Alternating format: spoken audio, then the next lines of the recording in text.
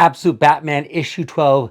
Scott Snyder, Nick Dragata are continuing their incredible run. Check out this beautiful cover here by Paul Pope. I'm such a Paul Pope fan. I had to get this variant. Here is the original cover for this, also beautiful here by Nick Dragata.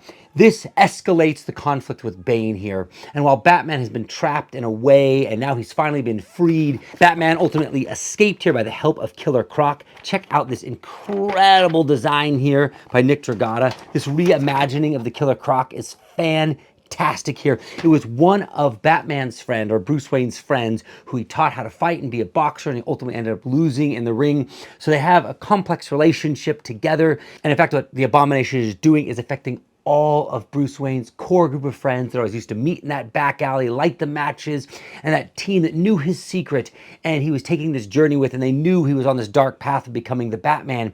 And then the Abomination has gone through each one and reshaped them into something different. The Killer Croc cannot stand what he has become, and he wants Batman to kill him.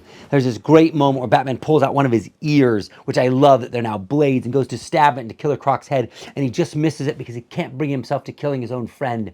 And his friend, in sadness, then leaves him and says, "I should have left you to die."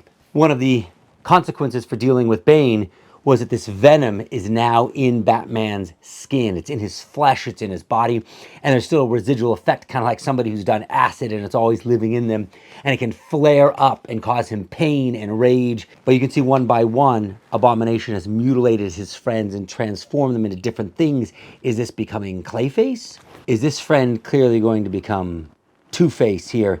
This is a gnarly scene here where Abomination smashes a bottle into the guy's head and grinds his face into the glass. And then this terribly haunting one here as the Abomination has smashed his skull and rewired him into a machine, making him the Riddler. This is a haunting thought. All of his very best friends are going to become all of his greatest enemies. This is going to create such a layered relationship between Batman and his villains. This is master storytelling work.